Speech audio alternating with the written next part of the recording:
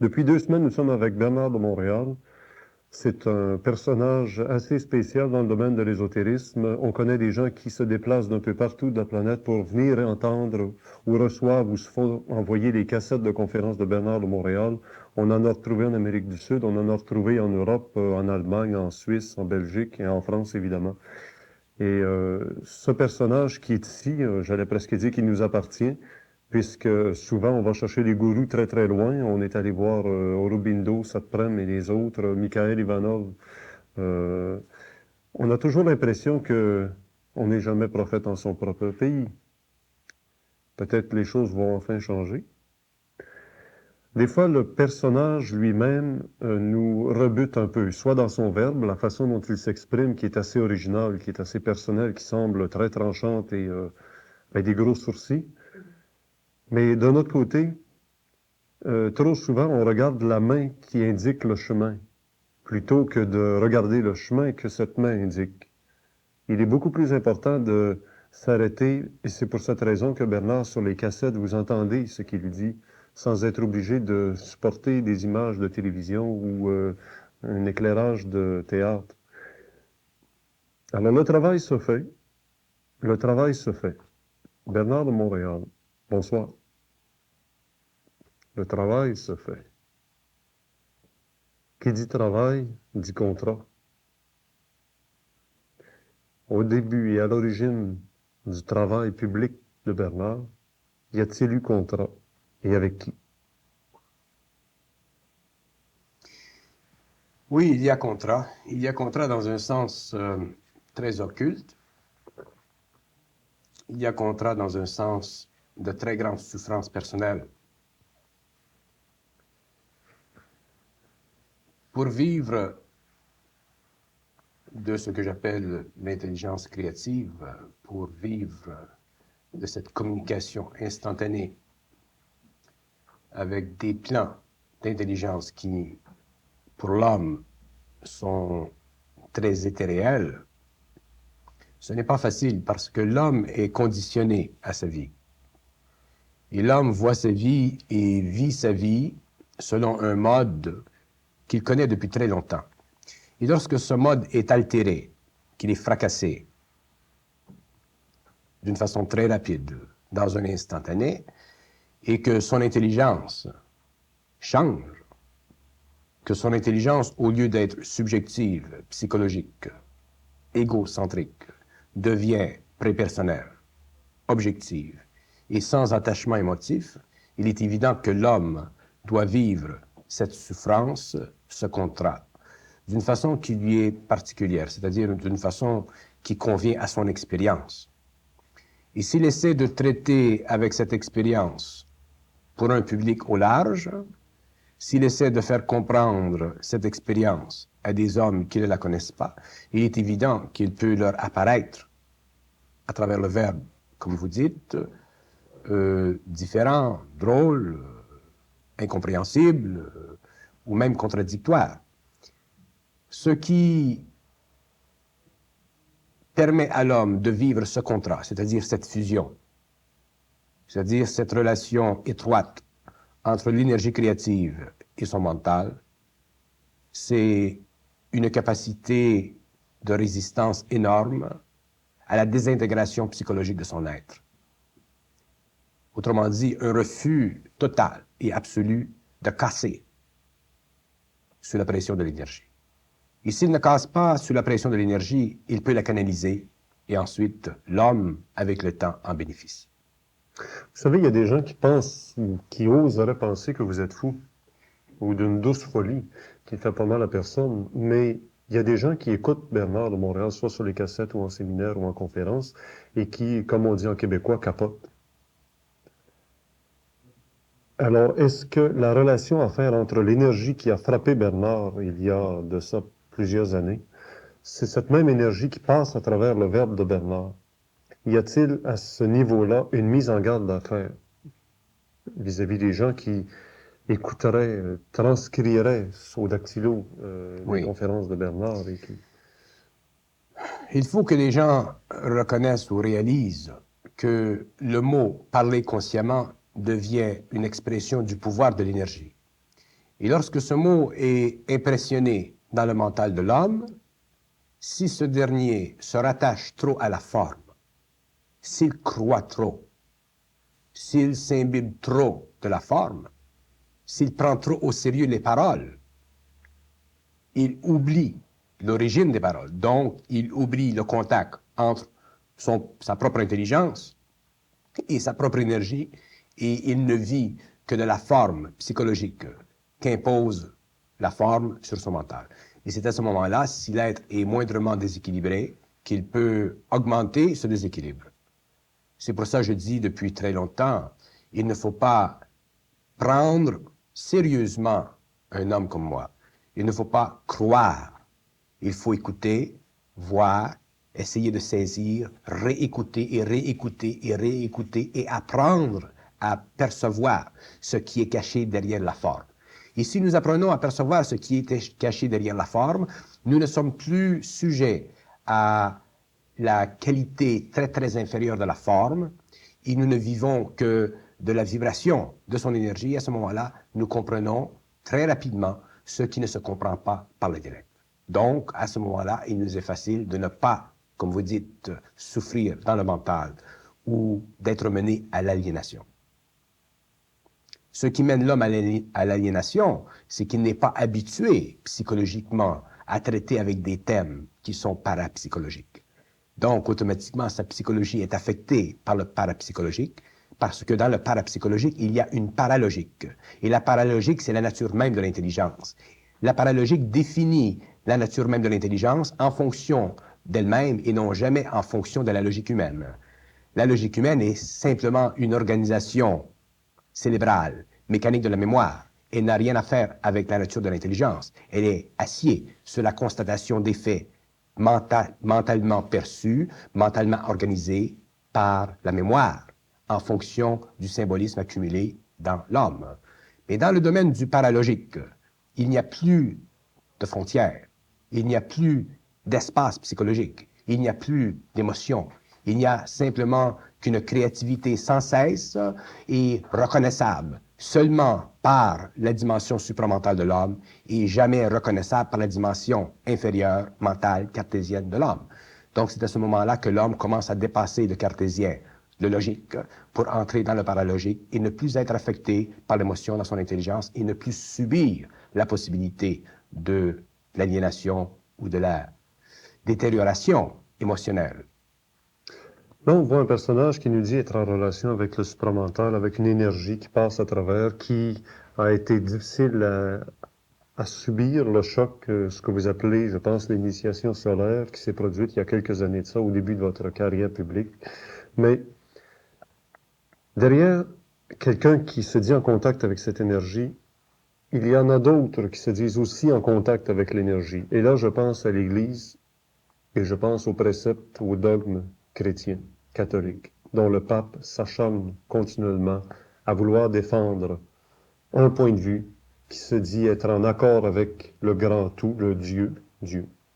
Alors maintenant, Bernard, je vais vous poser des questions qui nous touchent de très près, nous les humains, qui sommes écartelés entre la science d'un côté et l'Église d'un autre côté. Et on essaie d'accrocher quelque chose en haut avant que les deux pans de mur s'écartent trop et qu'on tombe dans le trou. On essaie de s'accrocher par en haut à quelque chose de, comme vous faites, de supramental, d'ésotérique, de cosmique, de supérieur. Alors, je vous pose des points d'interrogation qui sont encore dans notre esprit. L'euthanasie. Quelqu'un qui va souffrir d'une maladie qui est irrévocable et qui va le conduire à la mort, dans 3 mois, on sait qu'il va souffrir des souffrances terribles encore pendant des semaines de temps.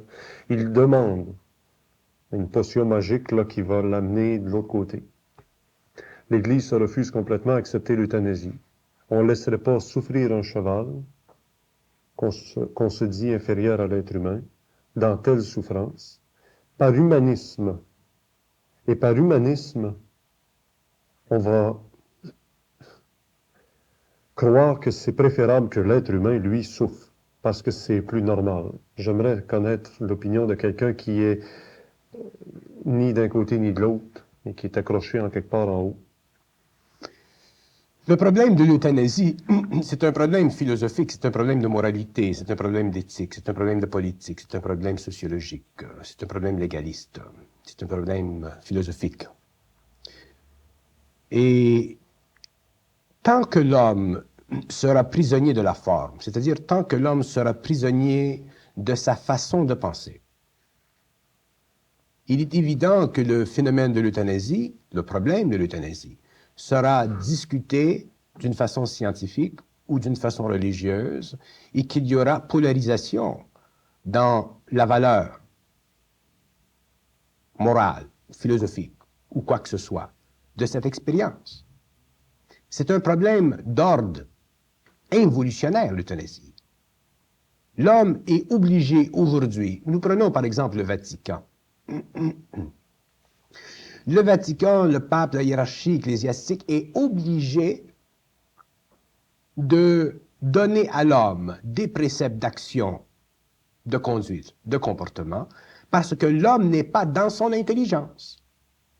Si l'homme était dans son esprit, dans son intelligence, il n'aurait pas à vivre sous l'égide d'une doctrine quelconque.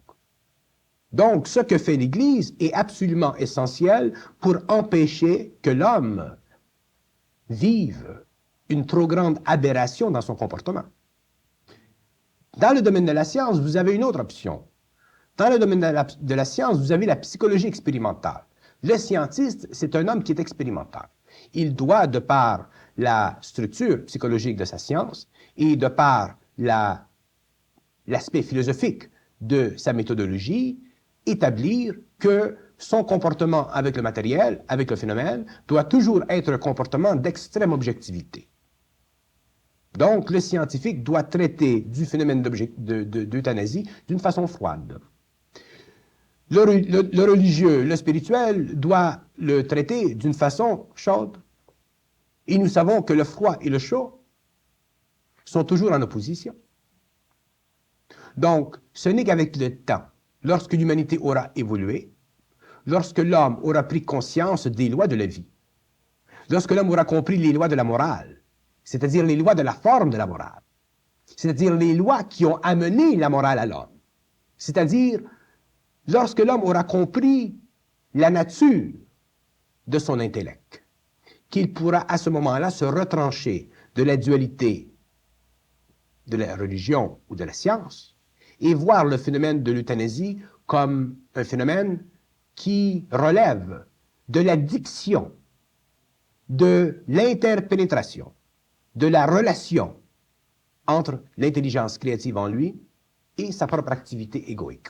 Autrement dit, dans un temps quelconque, dans quelques générations, lorsque l'homme aura dépassé le fardeau moraliste, le fardeau philosophique, psychologique, religieux, scientifique, ainsi de suite, l'homme, s'il est en médecine, s'il est scientiste en médecine, s'il est conscient et qu'il a un patient qui doit souffrir énormément, à ce moment-là, il le traitera soit d'une façon scientifique, et s'il ne le peut pas, il le traitera d'une autre façon, c'est-à-dire qu'il pourra se servir d'une intelligence vis-à-vis son problème et résoudre le problème pour le plus grand bien de l'être qui souffre. Mais à ce moment-là, l'homme ne sera plus prisonnier de la polarité entre la religion et la science.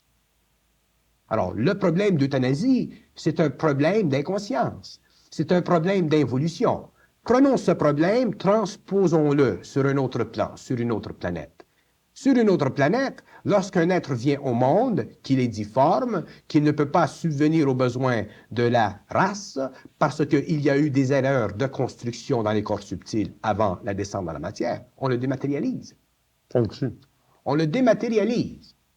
Dématérialiser quelqu'un, ce n'est pas le tuer.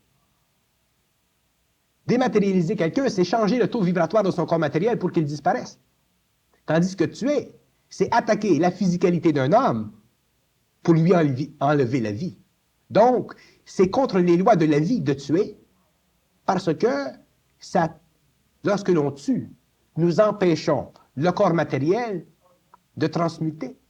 Tandis que sur une autre planète avancée, là où ils ont la capacité de dématérialiser la matière, c'est absolument normal. Et Nous regardons des programmes à la télévision, Star Trek, tout ça, ces films-là, avant-gardistes, futuristes, qui relèvent encore beaucoup de l'imagination de l'homme. Et nous voyons que ces activités de dématérialisation sont normales. Personne n'est choqué. Le bonhomme, il est dans son tube, il dématérialise, et autrement dit, il meurt là, et il revient quelque part d'autre. Mais il n'a pas, cet homme, le problème philosophique que nous avons aujourd'hui. C'est pour ça que je dis le phénomène d'euthanasie, c'est un phénomène d'évolution, c'est un phénomène psychologique. Il existe parce que ça fait partie de l'expérience de l'homme. Tant que l'homme ne sera pas conscient, il sera prisonnier, incarcéré à l'intérieur de cette forme, et il en souffrira. Il en souffrira à son niveau.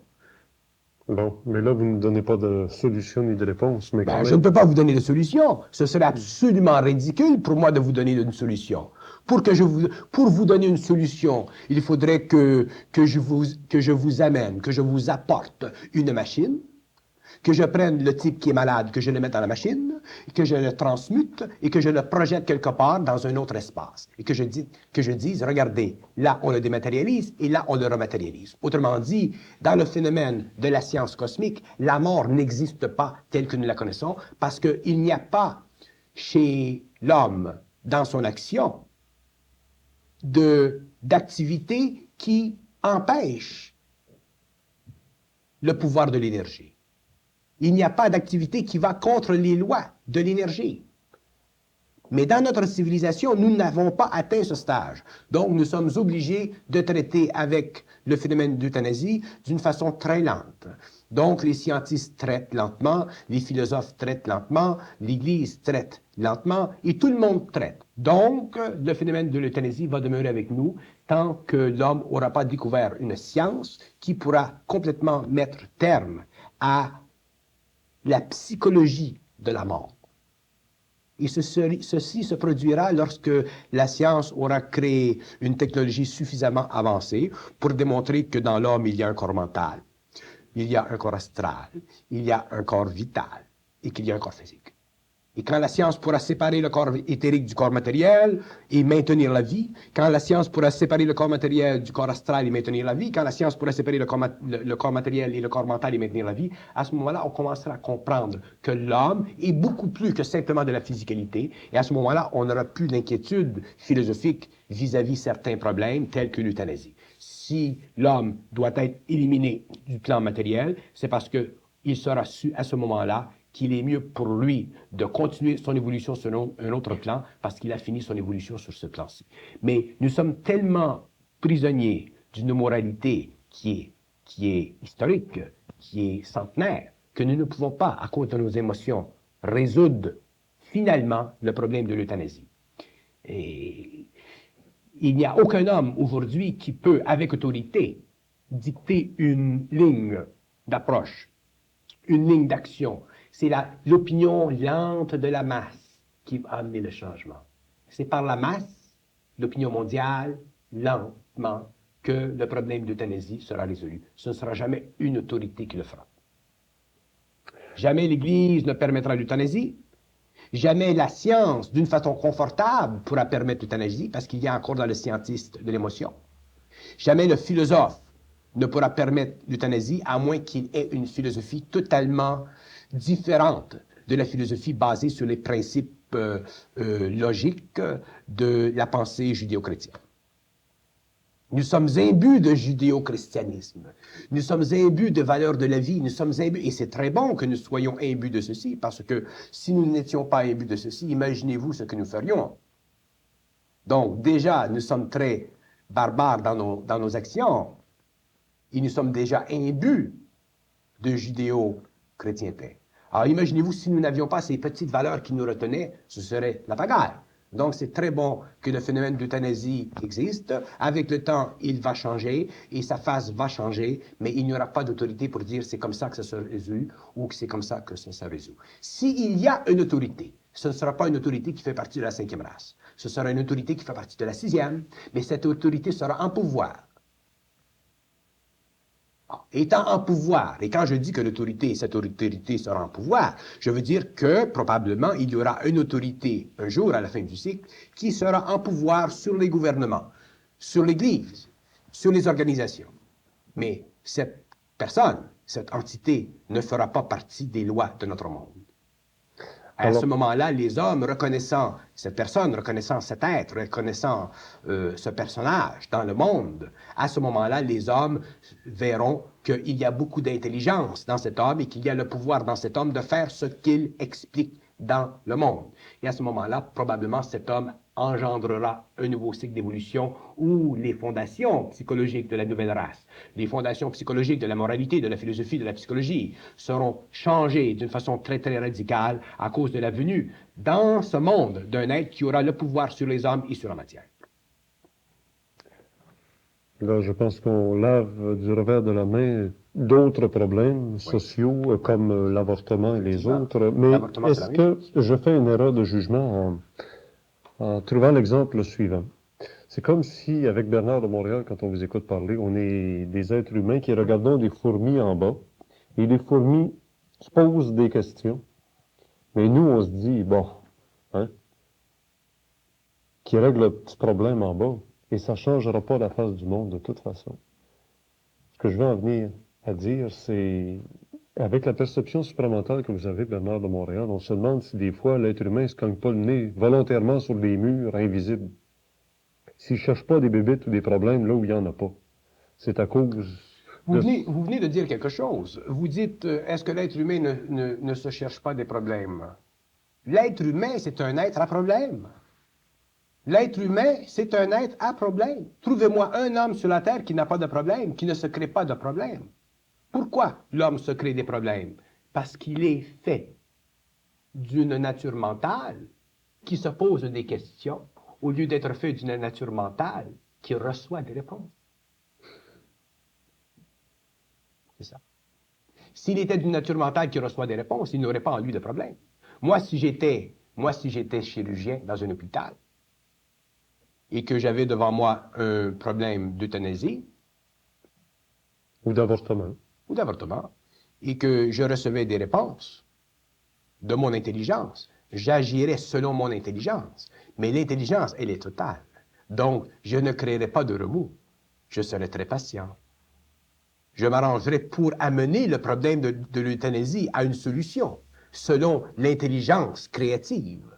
Mais les hommes ne sont pas encore dotés de ce rapport étroit entre eux-mêmes et leur intelligence. Donc, ils sont toujours obligés de traiter avec des choses qui sont très simples, parce que du point de vue supramental, le phénomène de l'euthanasie ou le phénomène de l'avortement, c'est un phénomène qui est extrêmement simple à résoudre. Mais du point de vue de la diffusion dans le public de la conscience supramentale ou de l'information supramentale, l'intelligence ne permet pas que l'homme reçoivent de l'information d'ordre supramental, alors que lui n'est pas suffisamment supramental pour la recevoir. Donc l'intelligence se refuse de parler ou d'établir une problématique ou une solution à la problématique vis-à-vis ces grands problèmes de l'humanité.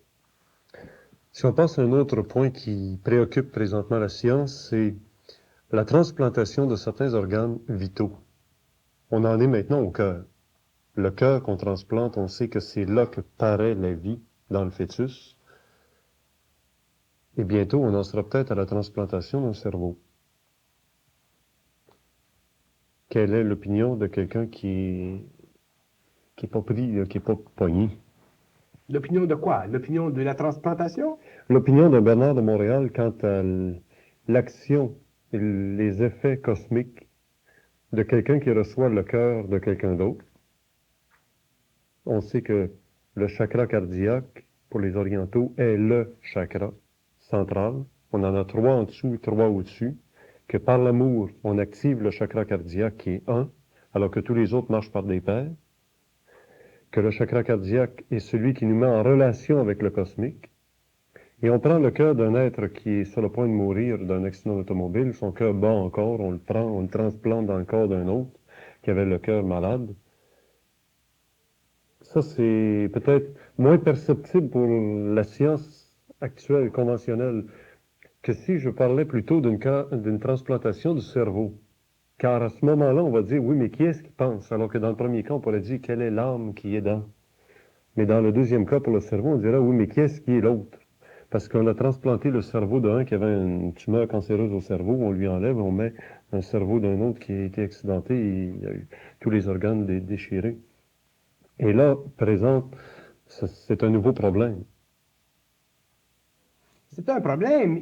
L'homme se crée toujours des Mais problèmes c'est pas à de la cause de la science-fiction. façon dont il pense. Oui, mais c'est pas de la science-fiction, là, ça devient Mais non, ce n'est concret. pas de la science-fiction.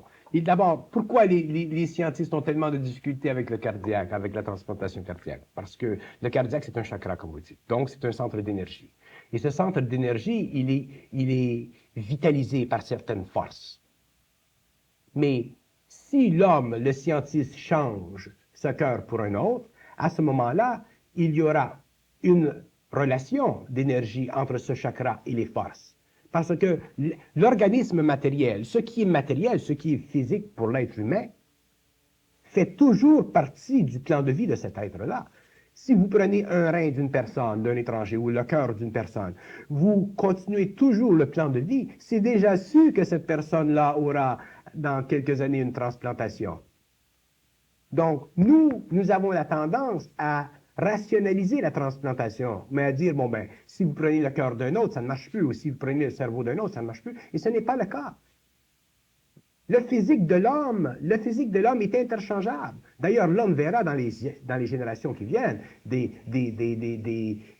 activités scientifiques absolument extraordinaires. Absolument extraordinaires.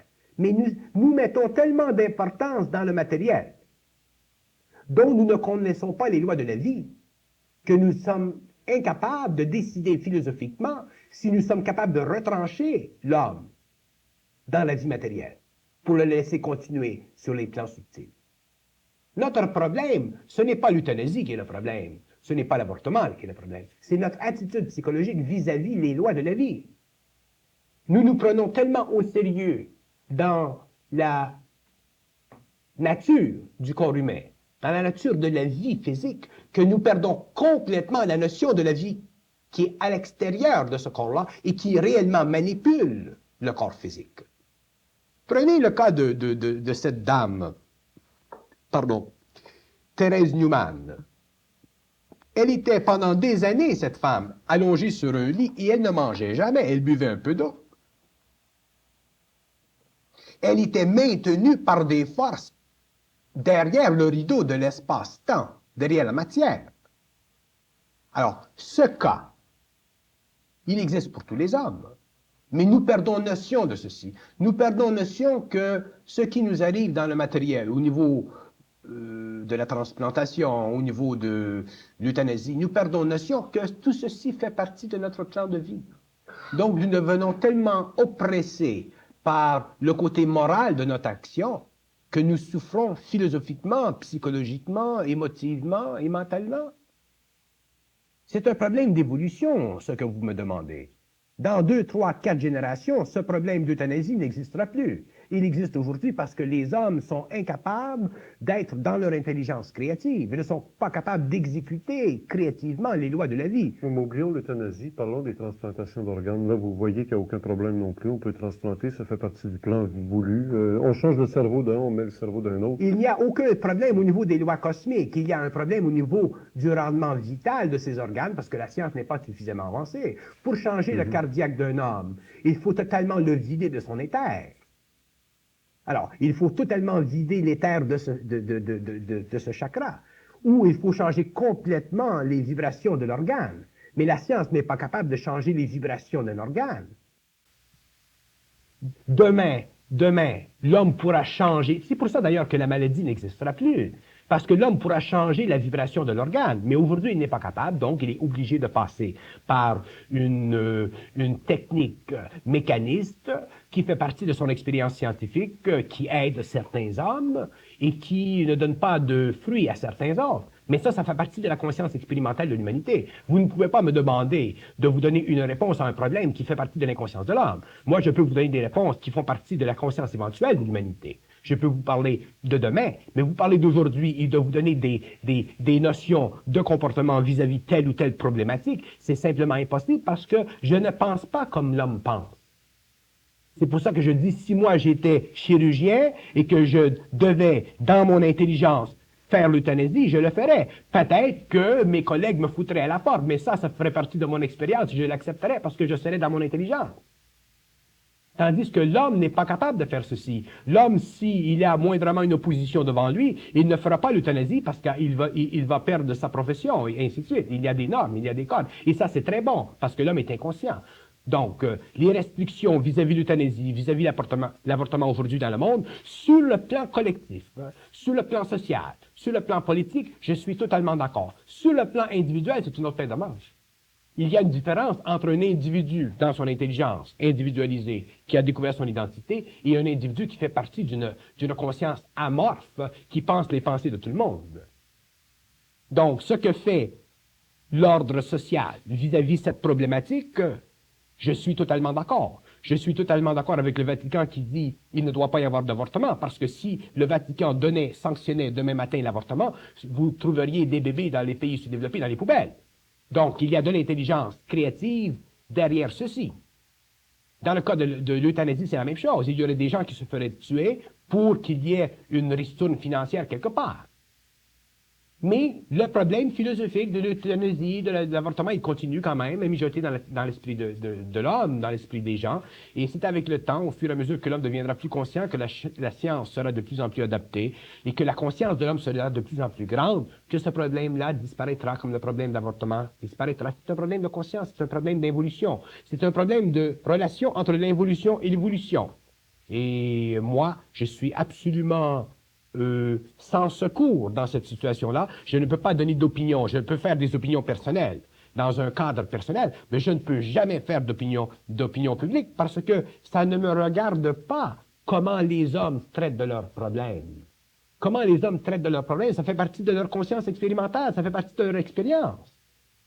On parle d'un autre cas. Je pourrais parler à un homme individuellement, je pourrais parler à un chirurgien, je pourrais parler à un médecin, et je pourrais lui faire voir, lui faire comprendre certaines choses. Je pourrais établir des liens de communication télépathique avec lui avec un autre plan pour qu'il comprenne certaines choses. Mais à ce moment-là, le problème qu'il aurait eu auparavant disparaîtrait, mais automatiquement, il ne pourrait plus professer dans le même cadre de l'entendement ou de la convention sociale qui faisait partie de sa relation auparavant. Donc, il serait mis probablement en dehors des structures qui existent, mais étant dans son intelligence, autrement dit, ayant compris quelque chose d'autre, il serait prêt à le faire.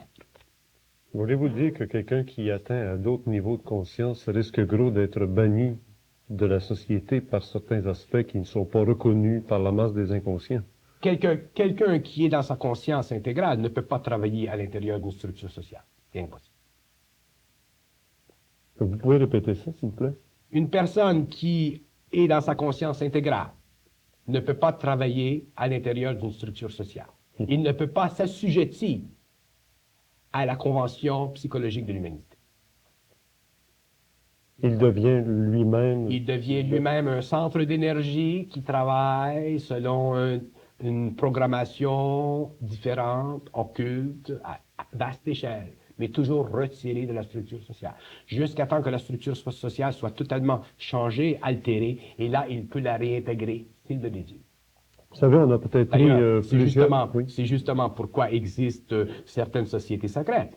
La franc-maçonnerie, les Templiers. Il y a des choses dans le monde, des sociétés secrètes, ce que nous appelons les sociétés secrètes. Il y en a beaucoup. Pourquoi les sociétés secrètes? Parce que les hommes ne peuvent pas vivre dans leur milieu social ce qu'ils vivent dans leur société secrète. Regardez la politique italienne. Comment elle a réagi à la notion qu'il y avait en Italie des êtres qui appartenaient à la franc-maçonnerie. Alors, la société secrète doit vivre de sa propre énergie, dans son propre éther. Elle ne peut pas travailler ouvertement avec la sociale. Elle peut travailler derrière, mais jamais ouvertement. C'est la même chose pour un homme qui vit dans sa conscience intégrale. Vous savez, on a pris quand même plusieurs minutes de cette émission pour s'arrêter sur le cas de l'euthanasie. Il faut admettre que dans les milieux scientifiques, présentement, il y a énormément de chercheurs qui sont mal pris avec les découvertes qu'ils font. Et ça a peut-être permis à des gens qui sont dans des postes clés, par votre message ou par votre verbe, de mieux se sentir après, sentant même que des fois, s'ils doivent être rejetés d'un certain ordre établi social, ils ont peut-être quand même raison. Au cours d'une émission en France, l'animateur de télévision a été surpris par une révélation que lui faisait en direct d'un laboratoire en gynécologie un scientifique qui sort d'une cuve sous vide des fœtus de veau et des fœtus humains à côté. C'est des expériences de clonage. Alors, cette scène de la télévision française nous est arrivée ici au Québec. On pourra peut-être la voir au cours de l'émission. Mais le fameux clonage est un problème qui ne fait pas partie de la science-fiction de dans 100 ans ou dans 2000 ans. On le vit maintenant. Clonage. Clonage signifie à partir d'une cellule d'un être, le reproduire d'une façon comme un papier carbone à plusieurs exemplaires exactement identiques. À partir d'un être, d'une incarnation, d'une âme incarnée, d'un esprit qui fait l'expérience d'un être, d'un corps, on reproduit ce corps-là en plusieurs exemplaires. Des golems, des robots. On n'a jamais reproduit à plusieurs exemplaires un être humain. Jamais. On n'est pas rendu là encore, Non. mais ça s'en vient. Non. Et quand il sera permis à l'homme de reproduire à plusieurs exemplaires l'être humain, l'homme sera dans un autre cycle d'évolution. Qu'est-ce que vous voulez dire par là quand il sera permis? L'homme expérimente, un bon jour il va y arriver. L'homme expérimente, mais son expérimentation est toujours sous le contrôle des intelligences sur les autres plans. L'homme est un être complexe, tricéphale. L'homme n'a pas seulement deux cerveaux, il y en a trois. Nous travaillons aujourd'hui avec deux cerveaux. Nous avons l'impression physique de deux cerveaux, mais nous en avons réellement trois. Et lorsque le troisième cerveau sera développé, l'homme sera capable de comprendre la loi de la génétique. C'est-à-dire qu'il sera capable d'entreprendre dans les laboratoires une diversion totale des liens entre la génétique biologique et la génétique éthérique. Et c'est à ce moment-là que l'homme pourra commencer à faire du clonage. Pour que l'homme fasse du clonage, il faut qu'il puisse introduire dans le matériel génétique, physique, matériel, un esprit oxygéné par un rayon quelconque. Alors, cet esprit oxygéné par un rayon quelconque, il doit le comprendre en fonction d'une conscience supérieure. L'oxygène, ce n'est pas ce que nous connaissons. Nous connaissons l'oxygène comme étant un gaz. Demain, nous réaliserons que l'oxygène est en fait un élément totalement instable qui permet à l'énergie d'un rayon de se stabiliser d'une façon tellement grande que la vie est possible. C'est pour ça d'ailleurs que l'oxygène est si important. L'oxygène n'est pas important parce que nous le respirons.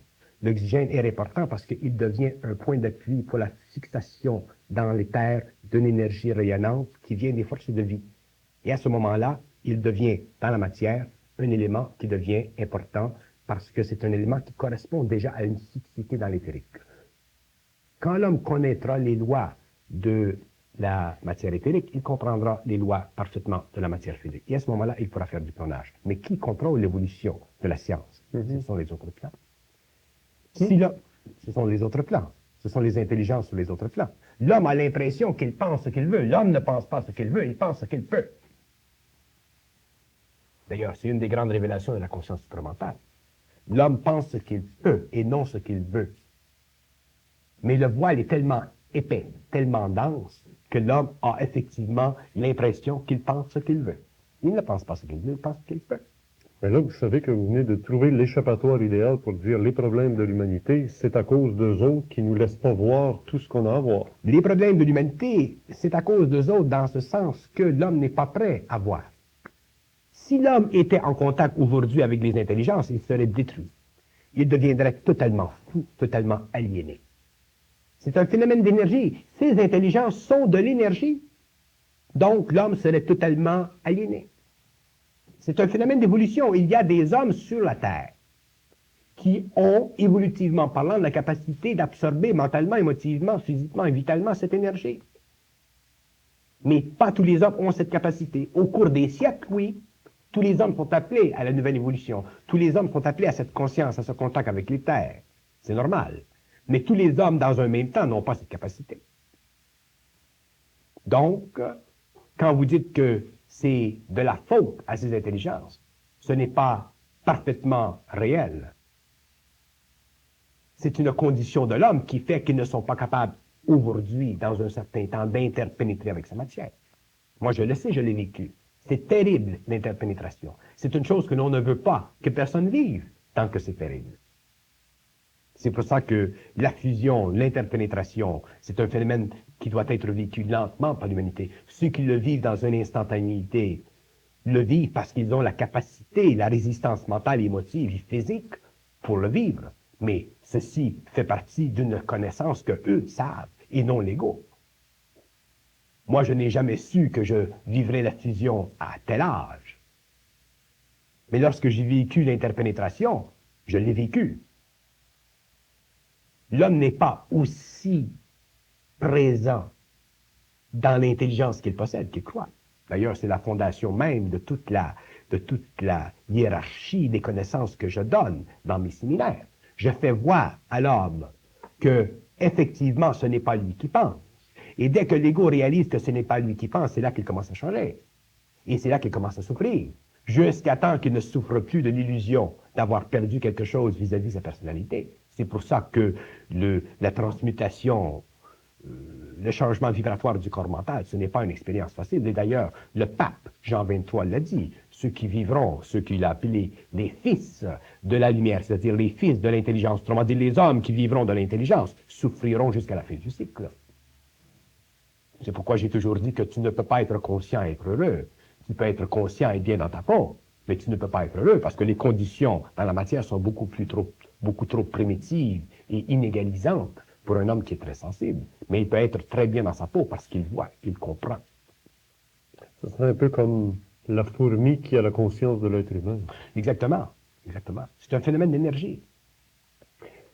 Que signifie la fameuse phrase « Soyez semblables aux enfants pour entrer au royaume des cieux » Je repense au fait qu'un enfant n'a pas encore accumulé beaucoup d'informations mentales, que l'enfant n'a pas une mémoire qui l'oblige à se plier à ce qu'il a reçu puisqu'il commence à recevoir des choses de notre plan planétaire.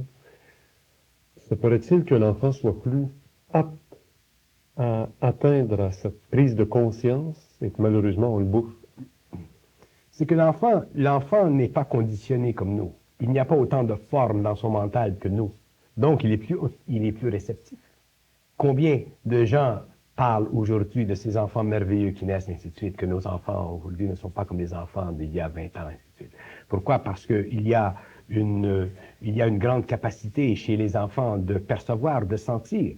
Si les parents sont suffisamment sensibles, ils peuvent aider à la continuité de ceci. Donc, les enfants grandissent conscients.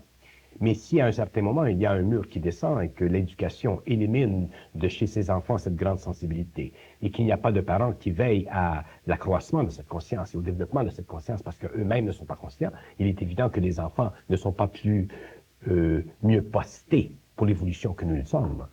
Mais lorsqu'il est dit que nous devons être comme des enfants, il est dit que nous devons être dans une conscience simple, autrement dit réceptive comme ils le sont. Vous avez dit tantôt que quelqu'un qui était vraiment conscient ne peut pas fonctionner dans le système.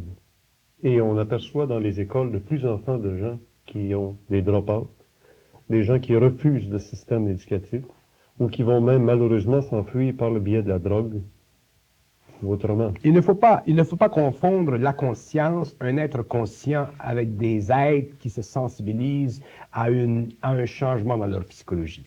La raison pour laquelle les enfants aujourd'hui laissent l'école, ce n'est pas à cause de l'école. C'est parce que l'école n'a pas changé en même temps que les enfants. L'école, c'est très bon. D'ailleurs, l'école existe même dans les clans. Vous allez dans les clans, il y a des universités sur les autres clans. L'école, elle existe tout partout dans le cosmos, sur tous les plans, dans tous les mondes. Alors, l'école est un prototype, est une projection dans la matière de ce qui existe déjà dans l'invisible. Donc, l'école, c'est très essentiel. Et une société qui perd l'école, elle perd sa conscience sociale. Donc, l'école, c'est très important. Mais ce qui est dommage dans le monde occidental, c'est que les écoles n'ont pas évolué en même temps que les enfants.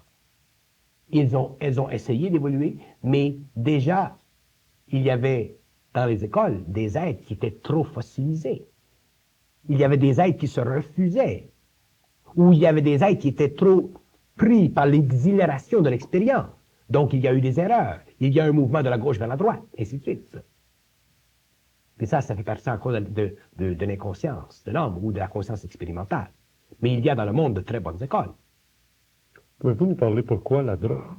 La drogue, Oui. la drogue fait partie d'un point dans l'évolution de la jeunesse où, à cause de la sensibilisation de leur corps intérieur à une énergie, qui n'ont pas pu faire de connexion avec ce qu'ils voyaient ou ce qu'ils ressentaient dans le social. Alors, lorsque vous avez une société qui est totalement aliénante, lorsque vous avez une science qui fait des erreurs terribles, lorsque vous avez une jeunesse qui regarde ce qui se passe dans la société, comment voulez-vous que cette jeunesse aime ce qu'elle voit? Donc, elle cherche à découvrir autre chose.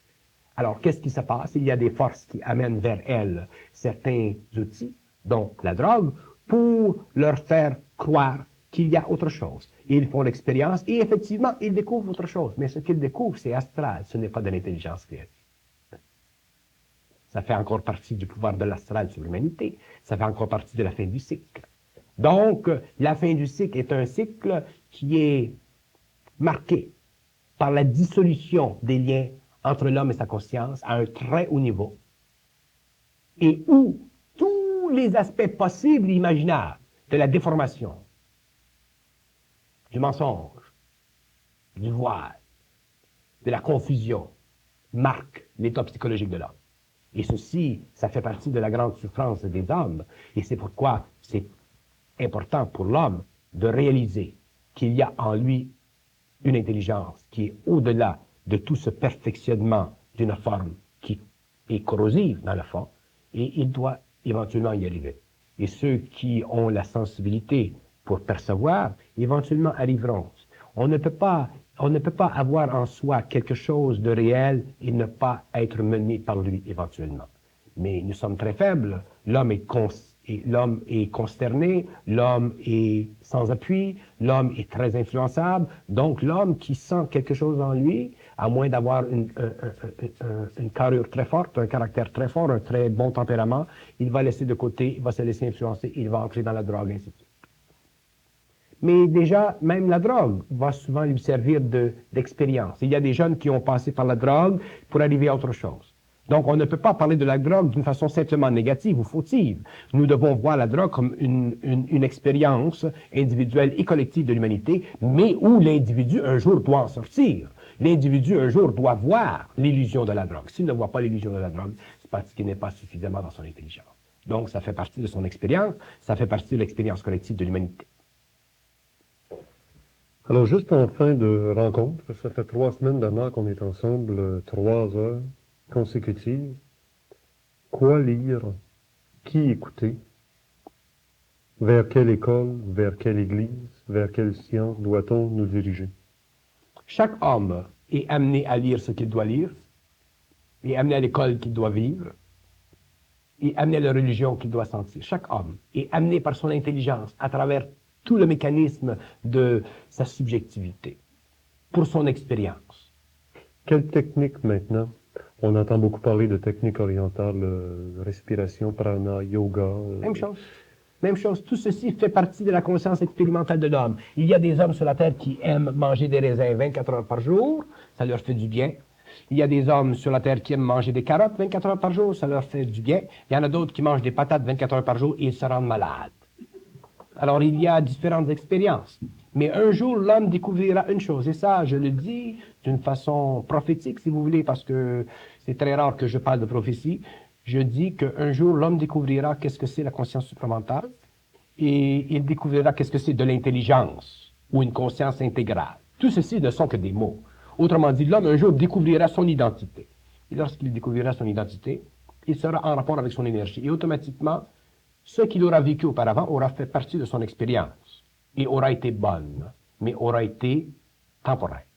Et une fois que l'homme entre dans la conscience supramentale, dans la conscience intégrale, il n'a plus besoin de vivre d'expérience. Il ne vit que d'intelligence instantanément. Bernard de Montréal, on va tantôt se quitter, mais nos gens vont pouvoir voir à quel point votre message est resté le même après 6 ans, en revoyant en noir et blanc un extrait très court de la première entrevue télévisée que vous nous avez accordée il y a 6 ans sur la série Ésotérisme expérimental.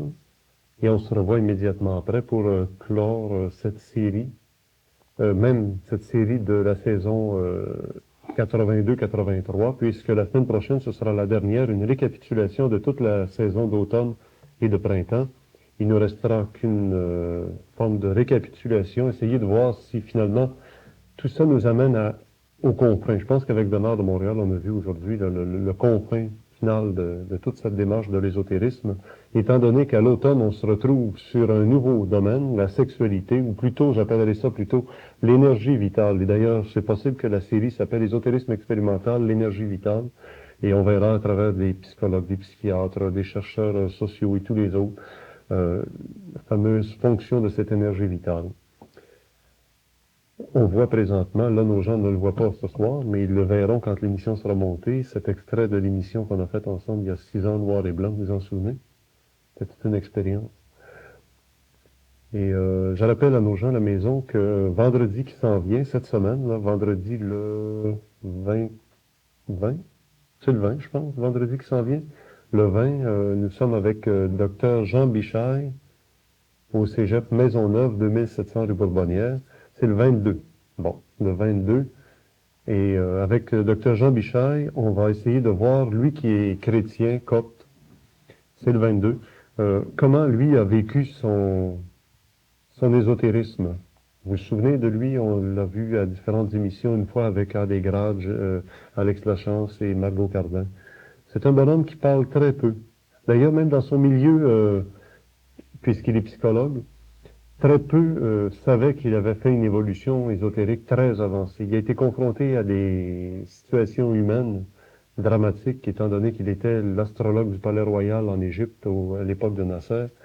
Et il est avec nous vendredi qui vient. Trop souvent, les gens écoutent nos annonces de conférences, c'est après. Là, ils communiquent avec nous comme des perdus pour se dire on voudrait aller l'entendre. Il y a eu Adégrade au mois de mars. Adégrade est retourné partout dans ces pays, en Europe, je pense que c'est en France et en Belgique. Puis là, les gens qui l'écoutent, ils voudraient assister à une conférence d'Adégrade. Tout, de toute façon, est sur cassette. Et puis, en plus, vous vous souvenez des fameux documents très anciens que Dr Bichaille nous avait apportés à l'émission avec des écritures anciennes. Alors, on les a photocopiés. Et puis, vous pourrez, après, partir avec la photocopie de ces anciens documents-là, essayer de trouver si quelqu'un dans votre entourage ne connaîtrait pas l'origine de ces très anciens textes, dont même Adégrade ne pouvait pas connaître l'origine. Alors, c'était à peu près tout ce qu'on avait à se dire entre nous ce soir. C'était une grande expérience pour tout le monde. Bernard de Montréal s'est dru 3 heures d'affilée. C'était un marathon. Et puis, notre monde ici, pas trop fatigué. On n'est pas très confortablement assis, mais quand même.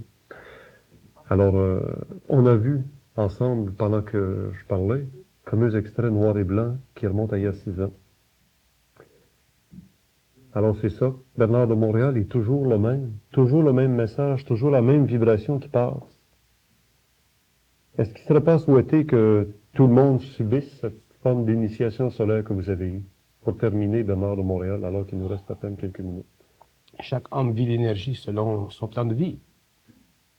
Moi, je la vis selon mon plan de vie, d'autres la vivent selon leur plan de vie, mais c'est la même énergie.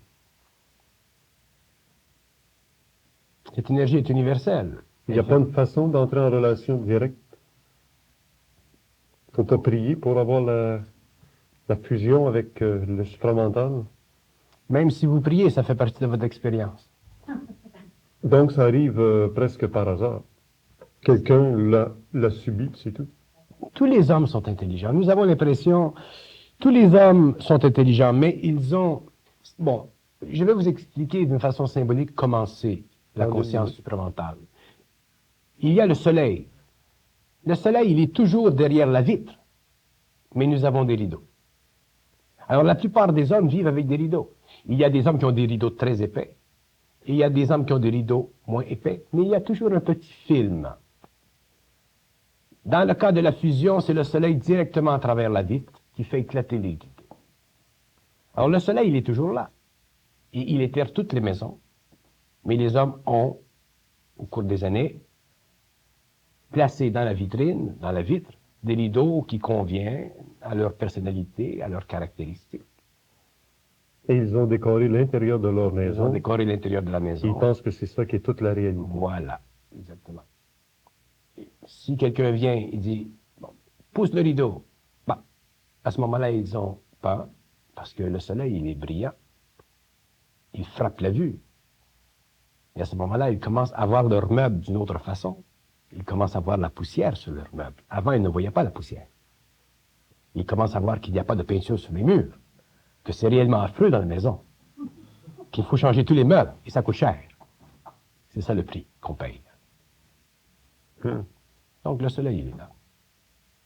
Vous suggérez toujours pas de sortir dehors. On ne Il y peut a pas beau gens sortir de- dehors, c'est le soleil qui entre et qui balaye en dedans. On n'a pas à sortir, il est là. Si l'homme sortait dehors, il serait dans les terres. C'est le paradis terrestre de l'autre côté. Mais pour pouvoir sortir dehors, il faut d'abord nettoyer à l'intérieur, afin qu'il y ait équilibre entre l'intérieur et l'extérieur. À ce moment-là, on peut aller dehors. Mais sinon, on s'accroche dans un fil.